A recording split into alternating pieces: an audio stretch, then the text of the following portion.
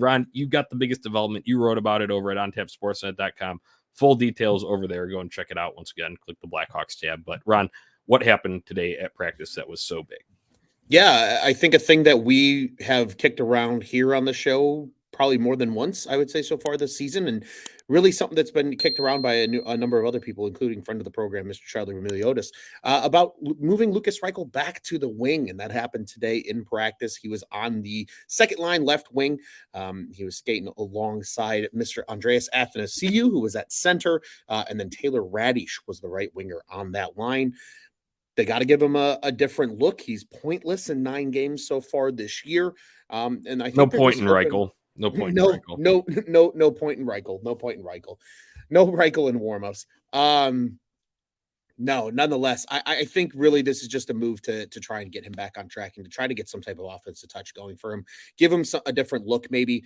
I mean, he had a lot of success playing wing when he was up with the Hawks at the end of last year.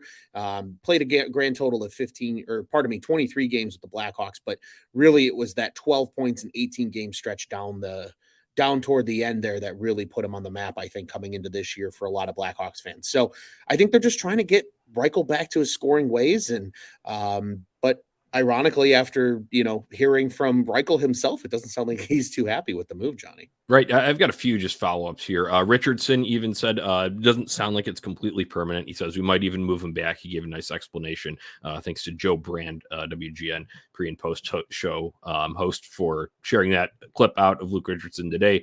But then Lukas Reichel responded. He said, of course I'm pissed. I'm frustrated, want to score. It's more fun when you score. That's why I'm a forward. I kind of got a chuckle out of that. It's funny.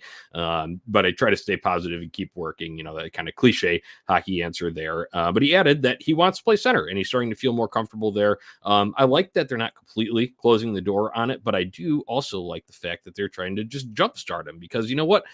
Sometimes even if it's just like an empty netter, you just need to see one go in to just get yourself going. It's like, in baseball, when you get that little Kansas City special, just to break an 0 for 14 slump or something like that. I feel like that's what Lukas Reichel needs. So I like this decision. And obviously still a couple days of practice. I think they're going to do a gym day on Thursday, but they'll be back at it Friday. They'll have the morning skate Saturday. So we'll see how this all shakes out. There also might be a return of Taylor Hall. We'll talk about him more in a minute, but I guess the question that I would pose here, just based on today's practice lines, that's all we can go off of. Can't look ahead and know what Friday or Saturday is going to bring. When Taylor Hall returns, would you reunite Reichel, Athanasiou, and Kurashev with Reichel playing on the wing there? Or would you let Kurashev remain on the top line and keep cooking with Bedard? Ron and I are both doing the same thing here. I don't know the answer to that question, Johnny. I really don't. I'm looking at these lines right now from practice today. Are you suggesting that Foligno stays up on the top line there, Johnny? You're Chad Luke Richardson. You can make the lines how you want. I would say if you're going for optimal Lukas Reichel, get him going, that kind of vein that we just talked about there, I would be in favor of reuniting the line that found success last year. Because if you remember, they came in bunches when Lukas Reichel was humming with that line, and that group was together for a significant amount of time towards the end of last season. It was a very nice highlight among a stretch of bad hockey. And obviously, Lukas Reichel getting going, important for this team, for the future of this team, the president of this team, what have you. Connor Bedard's talented. You could put fucking, not saying you sure you have to have playmakers around him, but he's just so good that I don't think he absolutely needs Philip Kurashev on his wing to be successful. Yeah, I'd agree with that. I think especially once Taylor Hall comes back, I think it makes the line shuffling easier. Gentlemen, I want to pose a question, I think, to each of you, kind of piggybacking off of this.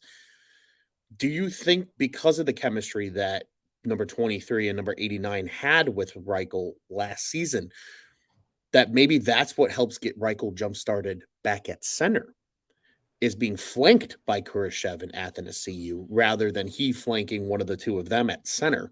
I think that's maybe something that we can consider here, where they can play off of that chemistry, but allow Reichel to maybe get another shot at center. Because, gentlemen, one quick thing, stat-wise, that I want to bring up, despite him being pointless, 61% in the dot against Arizona on Monday night.